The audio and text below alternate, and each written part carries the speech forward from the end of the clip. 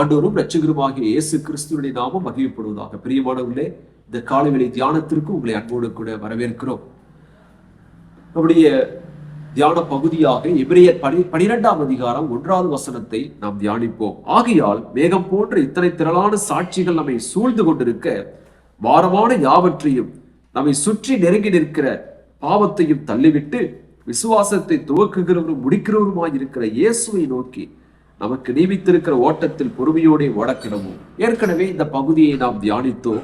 நம்முடைய விசுவாச ஓட்டத்துல சிறப்பாக ஓட முடியாதபடிக்கு தடை செய்யக்கூடிய 2 விஷயங்கள் இருக்கிறதாக நாம் சிந்தித்தோம். அதிலே முதலாவதை நாம் பார்த்தோம், பாரமான யாவற்றையும். இந்த பாரங்கள் நாம் விசுவாச ஓட்டத்துல வெற்றியோடு ஓட முடியாதபடிக்கு, இயேசுவை நோக்கி ஓட முடியாதபடிக்கு தடை செய்யக்கூடியதாக இருக்கிறது என்று பார்த்தோம். இப்பொழுது 2ஆவதாக இந்த ஆசிரியர் சொல்லுகிறார், பாவம் என்று இங்கே குறிப்பிடுகிறார்.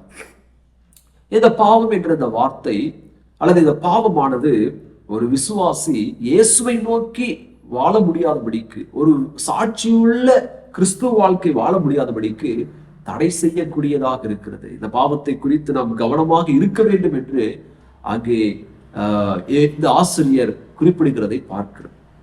இந்த பாவம் என்ற இந்த வார்த்தை, கிரேக்க வார்த்தையை நாம் பார்க்கும் பொழுது ஹமாட்டியா அப்படிங்கிற வார்த்தை பயன்படுத்தப்பட்டது. அப்படின்னா லக்கை தவற விட்டவன் என்று பொருள். ஒரு லக்கோடு துவங்கினவன் அந்த லக்கை அடைய முடியாதபடிக்கு அதை தவற விட்டு விட்டவன். ஒலிம்பிக் போட்டியிலே அந்த அம்பு எய்யக்கூடிய அந்த போட்டியில அம்பு எய்த பிறகு அந்த லக்கின் இடத்திலே நிற்கக்கூடிய அந்த மனிதன் சொல்லுவான், ஹமாட்டியா அப்படின்னு வார்த்தை. அப்படின்னா நீ லக்கை தவற விட்டு விட்டாய், நீ குறிவைத்து எய்த அந்த அன்பு அந்த லக்கை அடையவில்லை என்பதுதான் இந்த வார்த்தையின் பொருளாகும். அதே போல ஒரு குறிக்கோளோடு, ஒரு லக்கோடு தொடங்கின நம்முடைய கிறிஸ்துவ வாழ்க்கை இப்பொழுது லக்கை நோக்கி ஓடிக்கொண்டிருக்கிறோமா அல்லது லக்கை தவறவிட்டு நாம் ஓடிக்கொண்டிருக்கிறோமா என்பதை குறித்து நாம் ஜாக்கிரதையாக இருக்க வேண்டும்.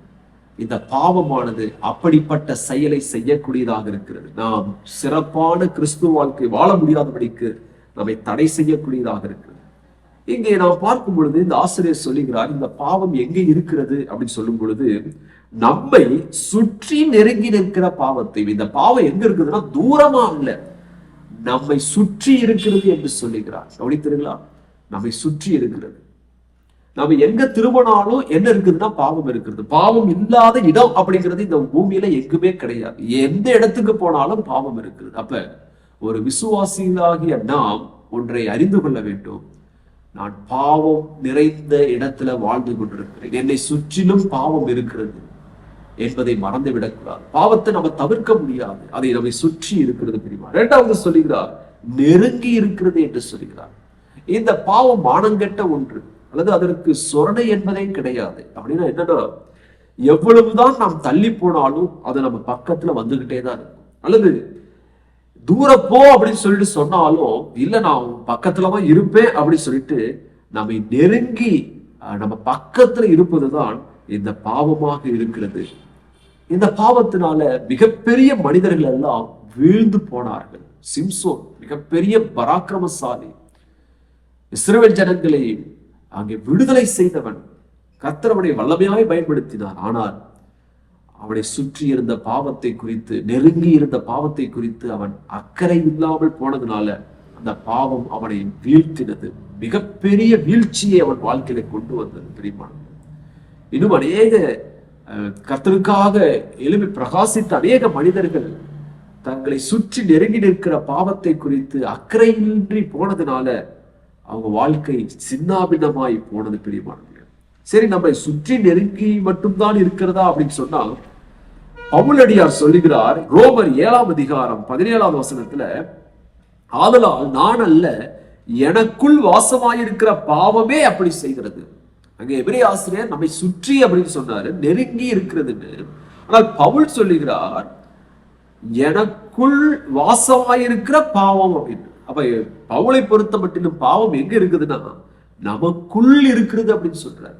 அப்ப நம்ம ரட்சிக்கப்பட்ட பிறகும் இந்த பழைய மனுஷன் நமக்குள் இருக்கிறான் என்பதை தேவ பிள்ளைகளாகிய நாம் மறந்து விடக்கூடாது. அப்ப எந்த அளவிற்கு நாம் ஜாக்கிரதையாக இருக்க வேண்டும்.